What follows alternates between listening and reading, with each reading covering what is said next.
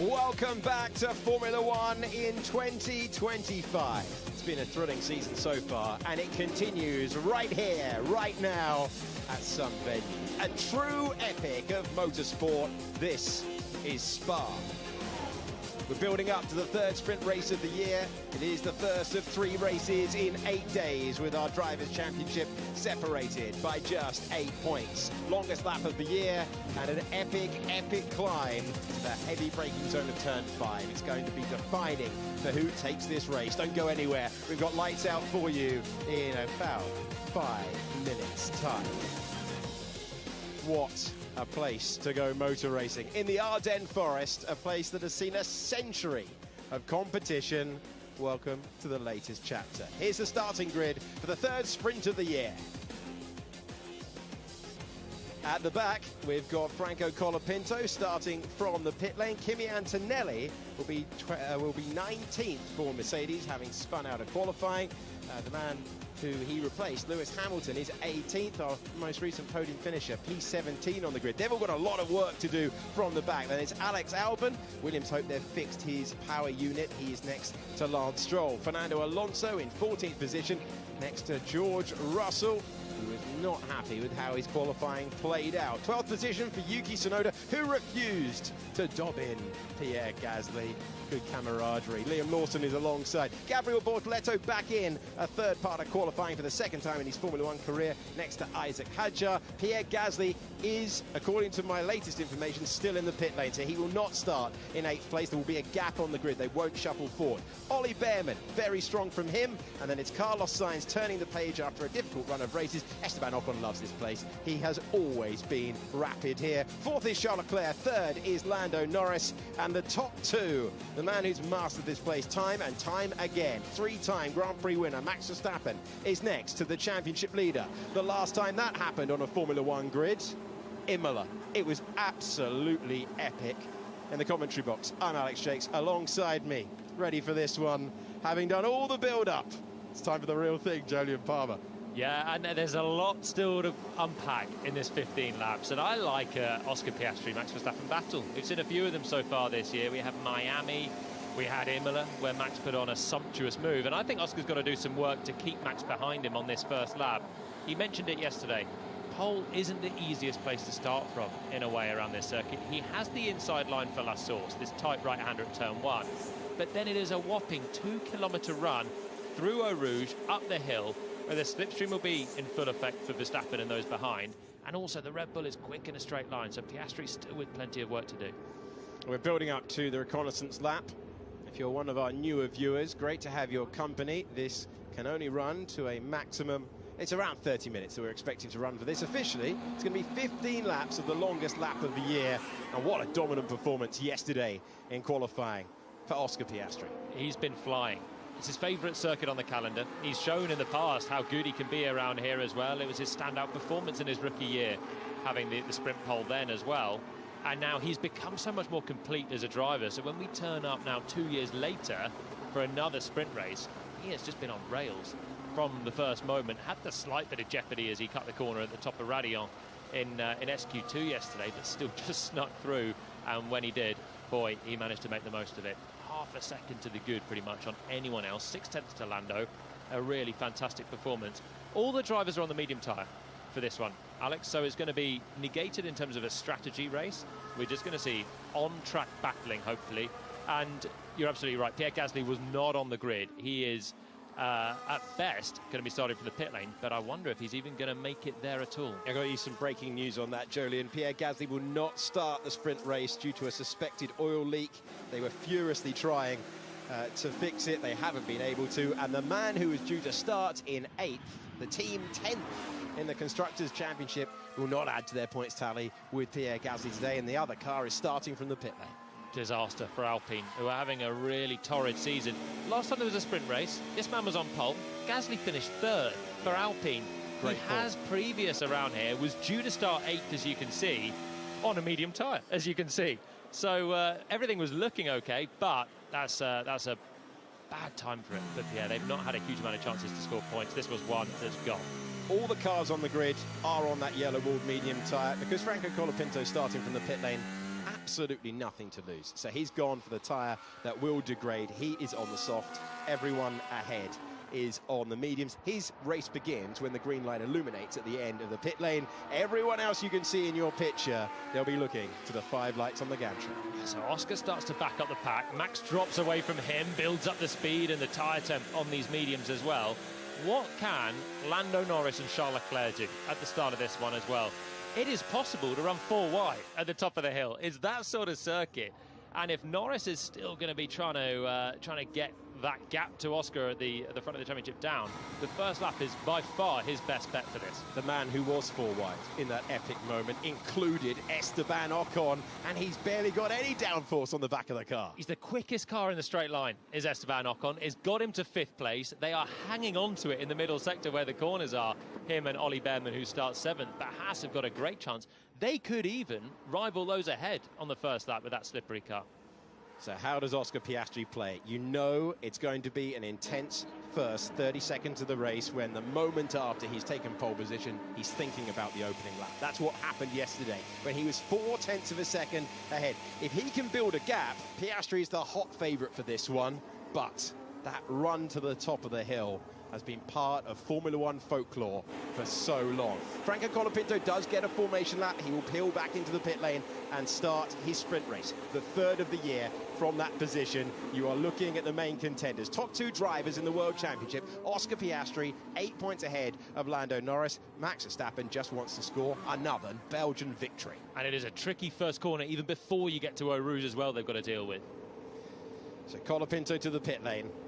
18 drivers on the grid, 1 retirement already. Green flag at the back, and we look to the lights in Belgium. The revs will rise. Turn the volume up and enjoy. The sprint race is underway. Perfect launch off the line for Oscar Piastri. That's the first bit done. Max Verstappen will angle the car. He tries to get the wide line, and then he will try and boot the throttle as we are about to dip down the hill. Lando Norris is in a great position. Do you want to be too close at this part of the circuit? That is a perfect gap for Max Verstappen. He'll be gaining all the time up against Oscar Piastri. That's where he fly through onto the Kemmel straight. There's no change at the moment, but look, I told you about this slipstream, and it's closing. It's closing. Piastri is looking in the left mirror because Max Verstappen is about to roar through late on the brakes. Mega move, mega start, race lead for Max. You absolutely nailed it through there. The gap was perfect for him. And Charles Leclerc has passed Lando Norris as well, so both McLarens have slipped back. But Verstappen had a bit of a wheel spin coming out of La Source. It cost him a bit of drive, left Norris really close to him, but you can't use it when you're that close. Norris was too close to Verstappen, and Charles Leclerc got through. Norris drops down to 4th position. Max Verstappen leads the sprint race in Belgium. They're fighting. That's George Russell trying to get past Yuki Tsunoda, lap 1 of 15. So Russell still 12th, where he effectively started with Gasly not in the race. Hamilton still further back as well, not making progress on this first lap. That was what Verstappen had to do on the first lap. He has a slightly trimmed out car. It's quicker in a straight line than the McLaren, which is so quick in that middle part. We're at the end of that now, and they can give it the beans up towards 200 miles per hour now, sweeping towards Blanchimont corner, and they'll hit the brakes hard at the bus stop with Verstappen in front as they emerge back towards the start-finish straight. Now, can he hang on? 14 laps against the guy that's been majestic this weekend. It is the perfect result if you want to see wheel-to-wheel racing in the next half an hour. That looked late on the brakes for George Russell. He was never going to get through at the chicane. DRS is now enabled. It was important for Gasly for Piastri to remain tucked underneath, and we could get another move up the hill, but here's how the lead changed hands. You can see that slipstream disappearing as Verstappen took the lead. Well, look how close Norris is, but he doesn't make any more inroads on Verstappen. It's Verstappen who charges up behind Piastri, and Leclerc's about to do something pretty tasty on the brakes there around the outside as well, so he had a lot of work to do at the braking zone to take 3rd. Bring you back to live pictures, trackside pictures of Piastri with DRS, not able to make the move. And it's not ideal for Piastri, but he is currently outscoring his nearest rival for the title with this result. By the same margin as when they lined up on the grid, because Leclerc has got himself between the 2 McLarens as well. So, can Piastri force Verstappen into an error? Can he force Verstappen to use more of his tyres as well, these mediums that should be okay for 15 laps, which is why everyone's chosen them? But it is a fast circuit, not least at this part. Whereas he's smoked it into poo on Verstappen, the race leader. So Piastri, you knew it was playing on his mind. When you put a massive gap of 0.4 of a second on the longest lap of the year, a real driver's circuit, and you're thinking about the race start, he knew the threat. And you've got to say, as soon as Max Verstappen lined it up, out of the hairpin, out of the source to start, you knew what was coming if Piastri didn't have the gap. He didn't have the gap, and Norris had a great run out of the first part of the corner, but not where he needed it by turn 5. That's Lecom, and that's where the move was made. Leclerc in an upgraded Ferrari this weekend will take third position from where they've been. He was 7/10 down in terms of qualifying pace. The race pace often has been better for Ferrari, and there's not too many rivals that are still in contention at the front of this. Norris 4th, and then it's a load of conventional midfielders behind them. Piastri hits the brakes very, very close, but can he get the throttle down here? Can he deliver the traction to make the most of it with DRS? I'd say he's slightly closer this lap. This is exactly the gap that Piastri would want. You've got to make use of all of the natural slipstream, then you get to DRS, and Verstappen is moving off that corner because he knows he's under threat, but that is a rapid Red Bull in a straight line. Say goodbye to that tear-off. He gets rid of the thin plastic strip, and he sees through a totally clear visor now. Piastri knows that he has been the class of the field so far this weekend. The small problem is the world champion and a master of winning around this racetrack. 3 times a Grand Prix winner, 1 time a sprint race winner around this venue. Absolutely no chance there. Even though he's half a second down at the line, that should be a juicy place for a slipstream at the top of the Kemmel Straight, but not even within lunging range there for Piastri. So he's going to have to do something quite inventive at this rate to work his way past Verstappen, maybe even the bus stop, making the most out of that middle sector. We go back to the start of the race, and you can see Piastri covering off Max Verstappen. Verstappen's car placement key at this point. Verstappen on the exit of this, I don't know, he's going to be slightly out of shot. Look, he just tries to get the throttle down, and there has a break of traction. That now leaves him on the back foot, so Norris is now swarming all over him down towards Eau Rouge, but there's nothing Lando can do. And then Max just buries the throttle flat through Eau Rouge, and it's the perfect distance because he can keep pinned and get the momentum now to hit it at this part of the straight. And now we're sailing past. A fantastic start, executed well. And live pictures on the left-hand side. Charles Leclerc with a really brave move, if you consider that he's barely had more than less than 2 hours with the setup of that car. So 0.6 of a second now, the gap. Once again, we roar through Eau Rouge. We climb the hill to Radion Corner, and we see Max Verstappen looking out of the front of the car. He is confident in the straight line speed of the Red Bull. They go past the huge crowd just to check where Piastri is. What about Lando Norris in the background? Lando Norris alongside, and when he stands on the brakes, he'll go through and reclaim third position. So that was Leclerc dropping away from Piastri, losing the DRS, and the Ferrari doesn't have the straight line speed of the Red Bull.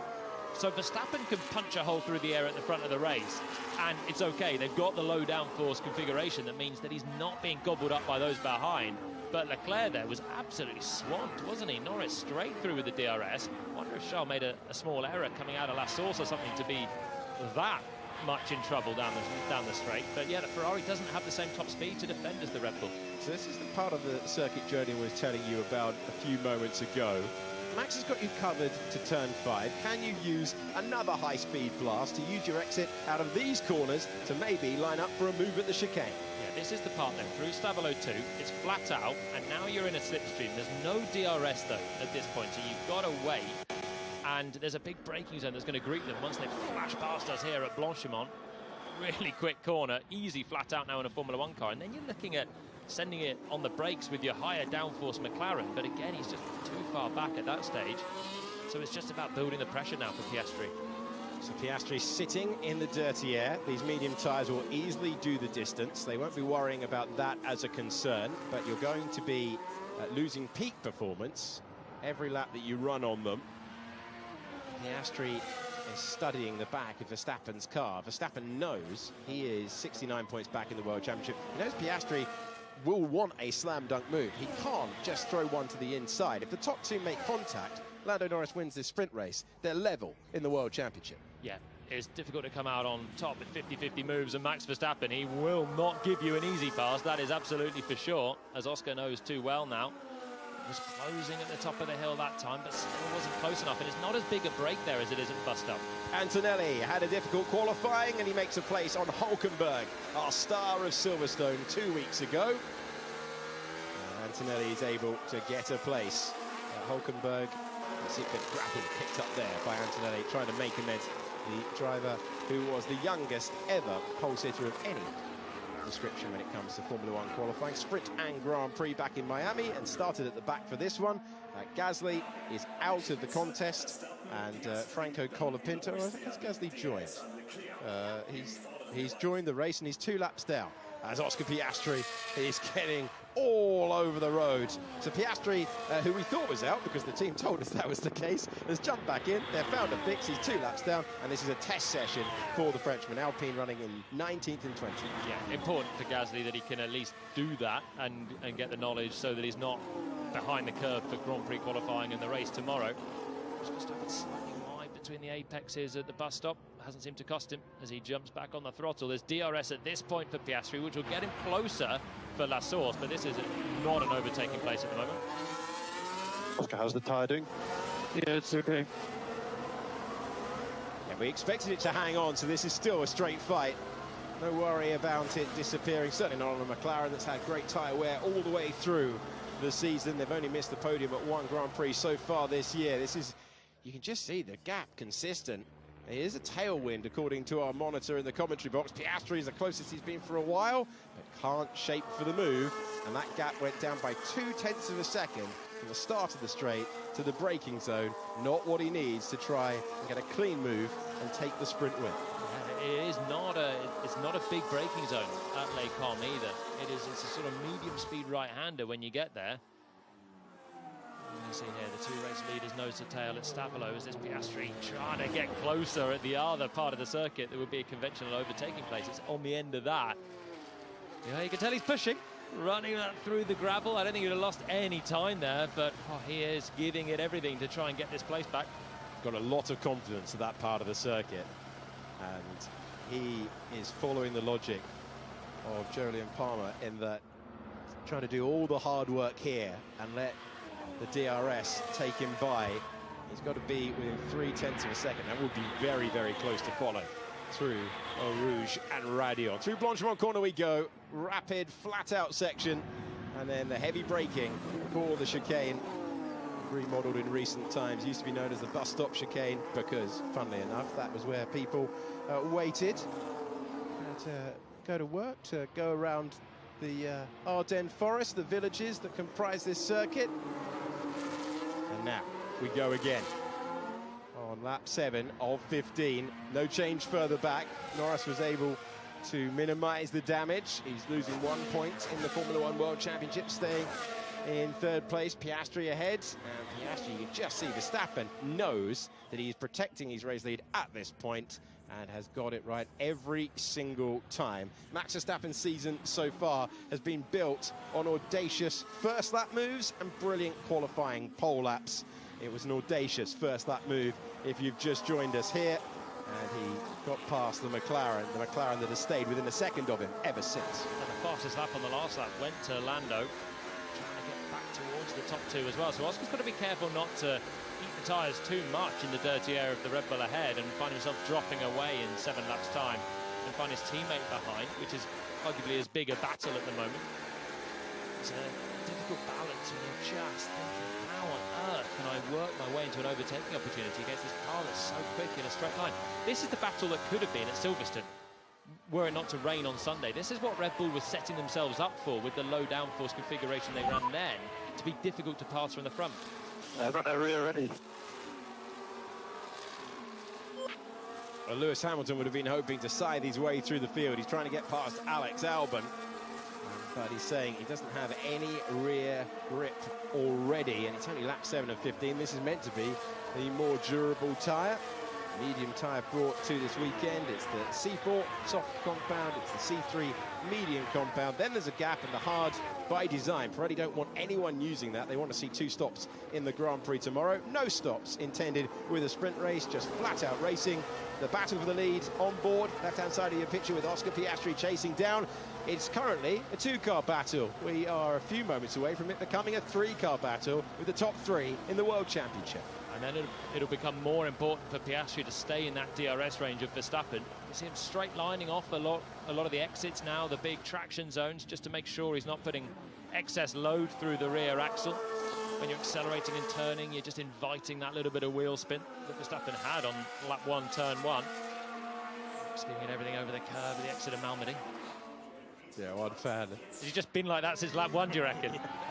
Frozen in concentration. And Piastri find a way by here with his rival for the championship closing in. Charles Leclerc has left the Haas of Esteban Ocon behind, but these will be useful points for Haas if they can stay there. It's only 4 points, but in the midfield, very, very tight, and it's going to turn in to, you can see Piastri getting more and more animated at this part of the circuit, but it is going to turn into a 3-car battle for the win. Something got much closer through Pouon, the really fast stuff. Now we're back towards Stavelo, and Verstappen is quick where he has to be quick, and that is through the Fagnes chicane, trying to build that gap again and then get his way down this straight without facing pressure at the end of it. The speed heads just to 200 miles per hour as he turns in, minimum scrub through Blanchimont, and then it's a short blast to the braking zone of the bus stop. Goes in deep, a little deeper this time as well, but it's just nowhere near being able to shape for a move. I've been watching it time and time again to keep you updated with the rest of the point scorers at the moment. No change further back. No one is able to make inroads. They've all gone for the durable medium tyre. No one took a gamble on the soft that would see those tyres fading at this stage. So those two, and you can understand that as well. Sainz wants to get back on the board after a difficult run of races. He had the brake fire at Silverstone and struggled throughout that race as well, was a frustrated character, and you can see Piastri is right there. You're not going to late lunge from that far back. It is the closest he's been, according to the timing page, all race long since he was passed for the lead. So I think maybe this is the time now. We've got to half distance in the sprint and just beyond. Is this the time where Piastri's thinking, right, I'm going to use what I've got left in the tyre. The medium will be okay, so let's just work it through the dirty air and close up, because that was a better run through Eau Rouge into the top of the hill. Still wasn't close enough. He needs another 10th on that, but we are getting closer with Piastri to that. The top 8 scoring points in this one, it would be Hadjar returning to the points if he's able to get there. It's been a superb rookie season for the driver who hasn't scored in the last 3 Grand Prix. He's actually dropped out of the top 10 of the championship thanks to the heroics of Hulkenberg in the last Grand Prix, and he was able to claim 15 points for that memorable 3rd place. You're looking at Pouon corner, and you're looking at the attempts of one Mercedes to get by. George Russell's been tucked right underneath Yuki Tsunoda for the duration of this one. He's half a second away, and same applies for Antonelli now. He's trying to put the pressure on Hamilton ahead. Out front, 1.3 seconds separates the top 3 in the race. Yeah, further back, it's a big DRS train that we're looking at the back of, all behind Tsunoda, who's 2 seconds off Lawson. So those Red Bulls are just proving really difficult to pass. Piastri, with his teammate now looming in the mirrors, and the pressure's on there a little bit more. If you make a mistake, you might get punished for it now. So he's got to think twice about pushing it too hard, finding the gravel again, or making a mistake with a big snap of oversteer in the dirty air. But he wants to try and manufacture just a chance to make Verstappen at least defend offline. It's the usual suspects out front. The world champion leading the 2 drivers, desperate to replace him by the time we get to Abu Dhabi and the 24th Grand Prix of the year. Verstappen, a 4-time world champion, ahead of Piastri searching for his first, and Norris searching for his first world championship. 10 of 15 on the board for the lap count. Verstappen judging it really nicely. He is making it work in the key sectors, the overtaking opportunities, the best of which is at the start of the lap. That's when he took the lead. Gasly continues to circulate in his test session, and the soft tyre has not worked for Colapinto. He is not in contention to close up to the back. You would expect the soft to give you a little bit more grip at the start and then fade away at the end, but it's a tough day for Alpine. As Jodin pointed out to you earlier on, the last time we had a sprint race around here, they were in the top 3, and Gasly was very, very impressive that day. It's a tough season. If they stay in 10th, it'll be Enstone. They've been known by many different names throughout their Formula One history. It will be their worst season for Team Enstone since 1985. They can't haul themselves off the bottom of the Constructors' Championship, which is where they find themselves. Max Verstappen a bit wide into the chicane. Yeah, he was just actually building the gap towards 1 second there as well, but that's the closest it's been all race at this part of the circuit. This is game on for the lead now. Got to be a clean exit from Verstappen. This is Piastri's closest moment through La Source. They jump on the gas. He's nicely positioned, and he's a bit closer, so the slipstream will have a bigger effect already. Then they'll stay pinned down and up through Eau Rouge, and Piastri may well have his moment. Here we go then. It was a wide moment at the chicane that could have a change of lead, and Verstappen for the first time has to deviate from his racing line. Piastri will go to the outside, no way through, and that was the most pressure Verstappen's been on since lap 1, but in the end it was not as close as we might have expected. I can't brake. On the gig. Understood. Simon Rennie on the radio there to Max Verstappen. No GP this weekend. He's missing it for personal reasons. So it's Simon Rennie now, who has won races as a race engineer. He's been around for a long time at Red Bull, and now he's on the receiving end of Max's complaint that he can't hit the peak brake pressure. That's probably why then he couldn't slow it down for a big stop at the bus stop. He's now got to compute that thing. Do I start braking a little bit earlier? Because that mistake had him under more pressure than he's been under so far. He at least had to cover the inside line, so Piastri's getting closer, but again, the McLaren straight line speed just isn't enough. Let's go around the battles further back. You've got Hadjar very close to Behrman. You have Sainz trying to get within the 1 second window. The Haas's strength is the straight line speed. So if you can get in the DRS, you're going to be worrying them in the middle part of the circuit, potentially shaping for moves at the end of the lap. It is Verstappen, then Piastri, then Norris out front. And they are separated across the line. So they roar past our commentary box in a blur of navy that turns to papaya. Verstappen, Piastri, and that wide moment he was saying very calmly on the radio, yeah, can't turn on the peak, but he's re-established that advantage. It's only 0.6 of a second, but that's what he needs at this stage. Piastri will know he's scoring an extra point compared to Norris, and it will have to be a big opportunity for him. Again, he's in DRS. Again, he gets closer. Norris feeling the need to pull out of the toe, and they remain in formation like they have been since they exited this corner on lap 1. And I think, let's hear from Norris. Oscar's battery's mid-level. But is it worth taking the risk now for these positions with a few laps to go? You've got to really push to get a clear-cut opportunity. Of course, the McLarens have already collided this year in Montreal. That was when Norris was behind Piastri trying to force the issue. He needs to have a gilt-edged chance to take the fight. We're only talking 1 point difference for the championship. When it's 8 points, you kind of want those 1 point because it will either go 9 or 7. Of course, it's a 2-point swing. But this is the sprint. This is not the Grand Prix. It's a chance to get some good learnings, chance for McLaren probably to realise they need to change their car, because if Red Bull start near them, if Verstappen's near them for the Grand Prix, it is going to make their life tough tomorrow. Yeah, no pit stops in this one, nothing you can do with the strategy. All the moves have to be made on track. We are riding on board with the third car of this train. It is Lando Norris finding himself coming into this weekend trying to win his third Grand Prix in a row. One of the drivers who will be delighted that you can unlock the settings of the car and go again with the setup when it comes to exiting this race, and you can take everything that you've learned. He's got more energy to deploy. We heard that on the radio. Norris had the fastest final sector of the entire sprint race so far, 13 of 50. And you have Verstappen ahead of Piastri, then it's Norris in the train again. That look to the right-hand mirror. The DRS for the two McLarens behind. Oscar Piastri, a driver that plays the percentages, has a lot of capacity behind the wheel. The driver that he's sometimes compared to in Formula One history is Alain Prost. Alain Prost was asked about that earlier in the week, former Four-time world champion in Formula One. He says he reminds me of me, that considered approach and speed when required.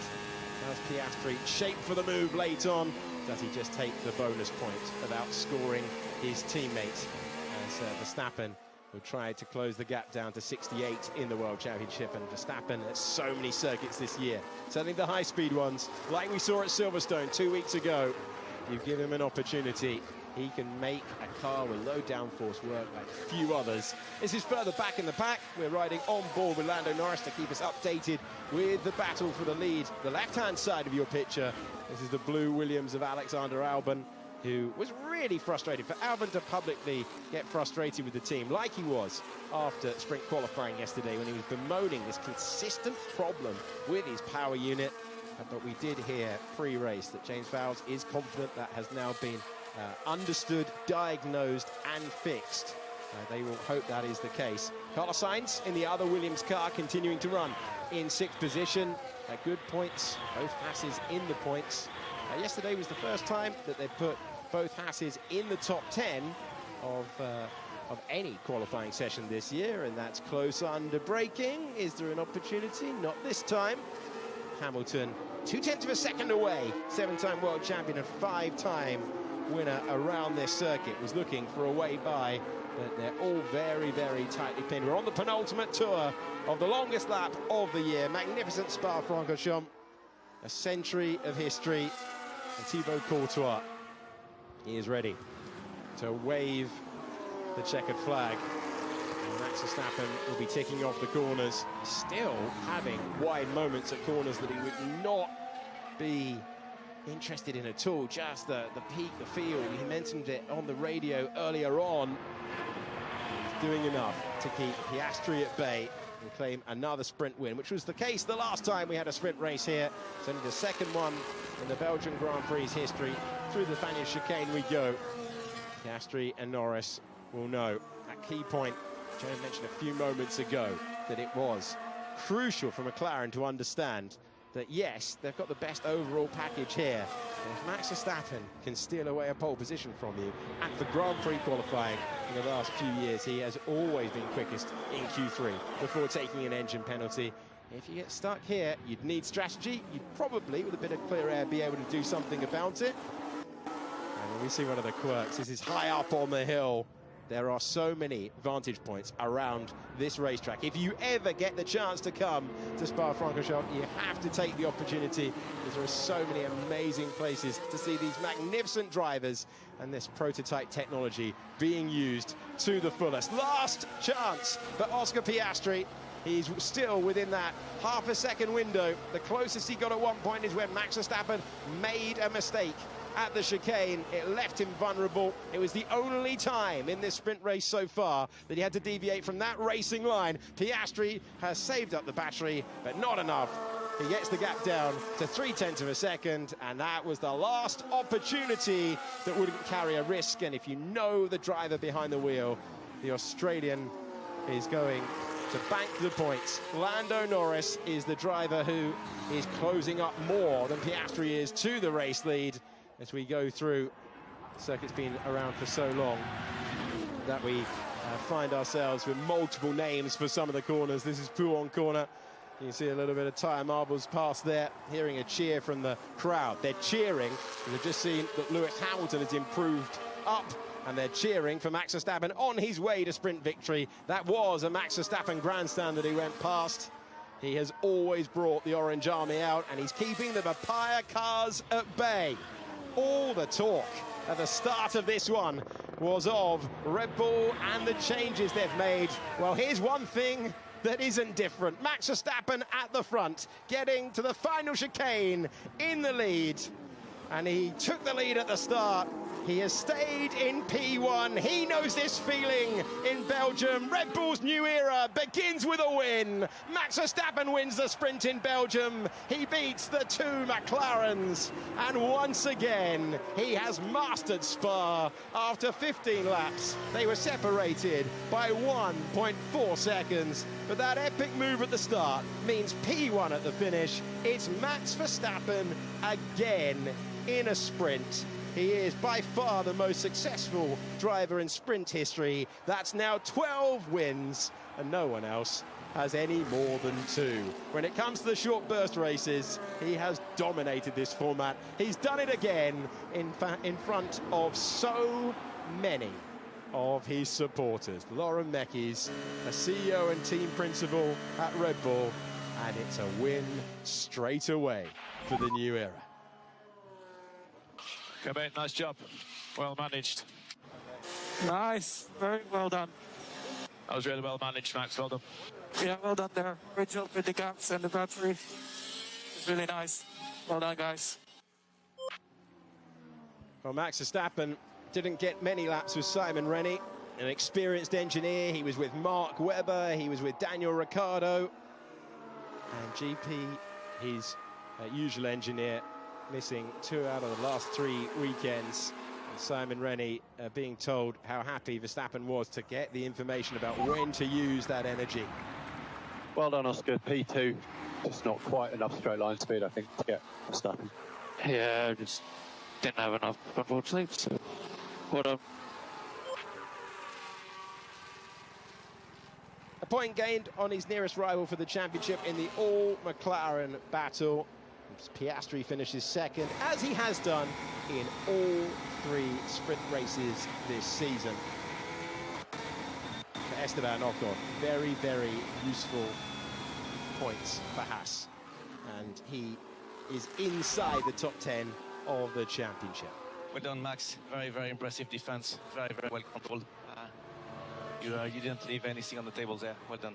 Yeah, thank you, Laura. That was a good start. I enjoyed that. Good start of the race. Good start of Lauren Meckies being CEO and team principal. Red Bull had only had 1 in their entire history in Formula 1, which began in 2005 and now sees a very happy Max Verstappen delivering. McLaren will have learnt a lot, tucked underneath their main rival for victory, as will Ferrari, who finished 10 seconds away from Verstappen's pace. It looked like McLaren, if they'd got clear air, could have gone slightly faster, so that updated Ferrari, calibration work to do. Ocon scoring good points, as did Carlos Sainz, Ollie Behrman and Isaac Hadjar, who complete the top 8. Hadjar was finishing just half a second behind Behrman, but he was unable to get past his old Formula 2 sparring partner.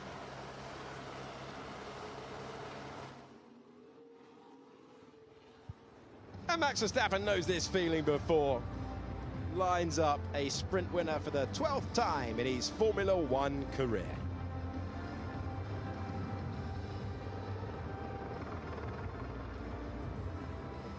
Had that option earlier on, had the gap. Piastri, even when you know what's coming, the run up the hill, it can be very, very difficult to do anything about it. Verstappen clambering out of the car as a winner on the weekend once again. Grand Prix victory in Japan earlier in the year, as well as Imola, and in front of so many of his supporters. Another moment to celebrate.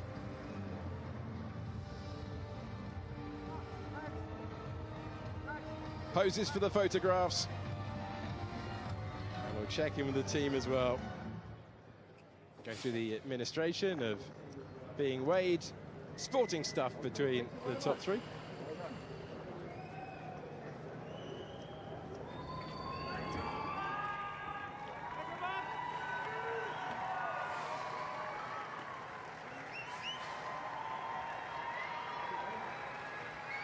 And we can really hear every single cry of the grandstand. It's a very loud grandstand here. The acoustics, you can hear every cheer.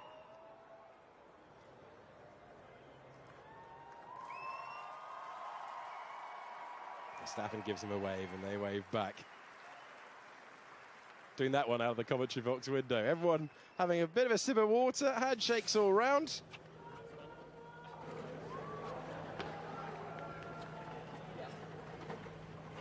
We're only separated across the line by 1.4 seconds. Oscar Piastri now the top scorer in sprint races so far this year. It is now 9 points in the Drivers' Championship the gap between the top two. Piastri 9 points ahead of Lando Norris. Verstappen now 68 points behind as everyone composes themselves. And it's not nap time just yet, because Jolyon Palmer has made his way from the commentary box to the racetrack. He's in position to speak to our top three. We'll begin with Lando Norris, who is ambling towards the microphone, and he'll give us his thoughts after a sprint race that was decided by the top three by less than 2 seconds. Let's hear from Jolyon speaking to the top three. Well, Lando, well done. You're back to the top three at the end of that one. You had to work for it at the start with Charles Leclerc. Obviously, the start and the first run up towards Les Combes is tricky. Yeah. Ferrari came past, but you dealt with him quickly. Yeah, I mean, not a lot going on. Obviously, a bit of fun at the start with trying to overtake Charles. Maybe could have positioned myself a little bit better, but otherwise, you know, a bit too difficult to get past Max. Max drove a good race, and I wasn't going to get past anyone unless Oscar got past Max, you know. So, no, they drove good races. Not a lot we could do on a day like today, so looking forward to tomorrow. So what are you thinking then when you're stuck in? You can obviously see the top two very close together. You're hoping that there's a bit of action ahead, or you're hoping that Oscar makes a mistake to fall towards you? Yeah, it's tough. Obviously, I hope for a bit of battling or something, but the Red Bull was it's just too quick and straight for us to catch up. So, yeah, maybe some tweaks for us to make into qualifying. I don't know, but we'll reassess and we'll see what we can do. And it wasn't the easiest day for you yesterday, but only 1 point lost to Oscar in terms of the championship, and you can regroup now ahead of the Grand Prix. You're off the back of 2 Grand Prix wins in a row. Can you make it 3? That's the plan. Yeah, I'm not too fussed about sprint races, but obviously main races I prefer to win, you know. So we'll see. I wasn't too bad yesterday. I was so comfortable. It's just a couple of things didn't go my way, but I'm so confident we can have a good result later and put in some good quality laps. All right. Well done, Lando. 6 more points in the bag. Thank you. Oscar, second place. We knew the start was going to be tricky for you on pole position there. That Red Bull's very slippery. And I guess it played out kind of how you expected it on the first lap.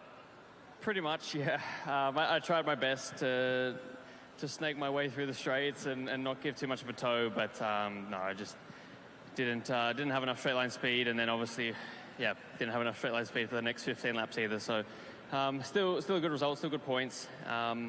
You know, it is only the sprint, the main points are tomorrow, so no, pretty happy with it, but just obviously a bit frustrating that I couldn't get past. Yeah, I imagine you know the back of the Red Bull pretty well by now, having followed so close for so long, but the opportunity didn't quite come to you in that one. What do you do with the car then? Do you trim out some downforce? Are you looking at the weather? How can you stop this happening tomorrow? It's a great question. The weather is looking pretty bad for tomorrow, which obviously means you probably don't want to take off too much wing, but I don't really want to repeat the sprint we've just had. So, yeah, we'll have a look, see what we can do, but yeah, there's a lot of things to look into before tomorrow. All right, well, you've still been on fire this weekend. The man to beat on 1 lap so far. We got that coming up later. Going to go and give it the beans again on soft tyres only? Yeah, I'm looking forward to it. You know, Spa is my favourite track of the year, and especially in qualifying, you know, it's just mega around here. So looking forward to some more laps in anger this afternoon. We're looking forward to them too. Well done, Oscar. Thanks.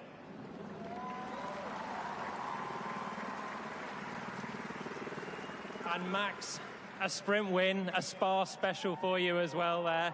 Getting the run on the first lap. I guess you knew that was your big chance with the Red Bull pace that you got on the straight line, and you executed it to perfection.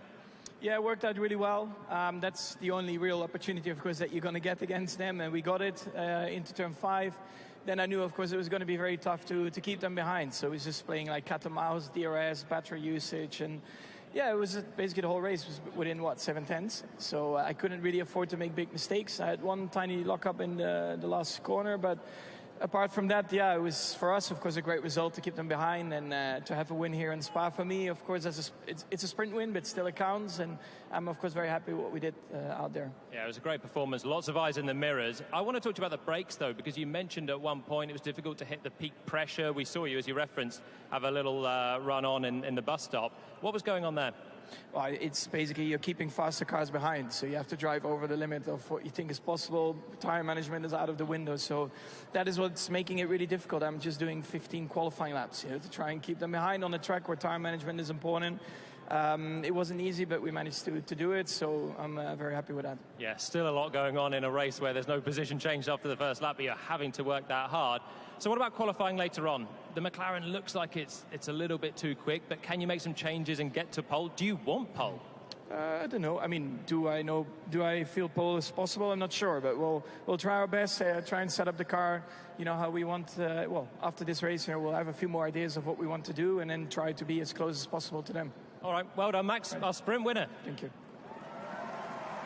Jolyon Palmer speaking to the top three, and Max Verstappen, born in Belgium, delighted to get another win here. And he acknowledged the crowd as the top three get into position for the photos and the trophies. Thibaut Courtois, Real Madrid goalkeeper, has waved the checkered flag. He's having an amazing day. Waving the checkered flag, now handing out the trophies. Pretty safe hands to be handing out the trophies, let's be honest. And Oscar, knowing that it was the first lap that was going to define things. Wonderful. How great is it to hear that Verstappen was doing 15 quali laps all the way through, pushing for the win, management out of the window, every ounce of his talent required to take that, and the satisfaction that came having produced another Spa special. Verstappen just finds a way around here. That was a great way to start this Saturday. We have Grand Prix qualifying later on, but plenty to pick through as Verstappen denies the papaya pair. We will see later on when Formula One returns.